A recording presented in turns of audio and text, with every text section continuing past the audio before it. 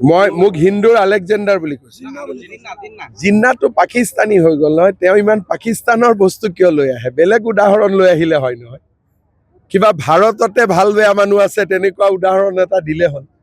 এতিয়া পাকিস্তানৰ উদাহৰণ গৌৰৱ গগৈৰে ভাল লাগিব মইতো একো কমেণ্ট দিব নোৱাৰিম মইতো জীৱনত পাকিস্তান যোৱা নাই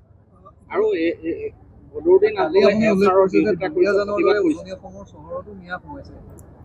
যোৱা পৰহি দিনাখন মই দুলীয়াজানত আছিলোঁ দুলীয়াজানৰ ৰাইজে মোক অভিযোগ কৰিছে যে দুলীয়াজানতো এতিয়া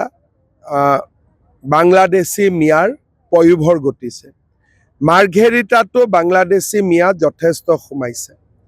আৰু আপোনালোকে গোলাঘাট সৰু পথাৰত আমি কৰা এভিকশ্যন দেখিছে যোৱা 5 বছৰমান আগলৈকে উজনি অসম সুৰক্ষিত আছিল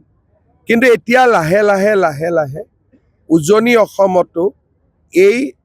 সুৰক্ষাৰ অভাৱ দেখা গৈছে কেইদিনমান আগতে মই হিচাপ কৰিছিলোঁ যে তিনিচুকীয়াত মাটি কিনাৰ অনুমতি এতিয়া অচিনাকি মানুহে তিনিচুকীয়াত বেছিকৈ মাটি কিনি আছে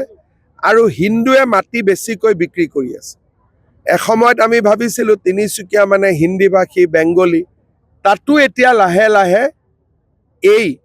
অচিনাকি মানুহ বাংলাদেশী মিয়াবিলাকৰ আগমন হৈছে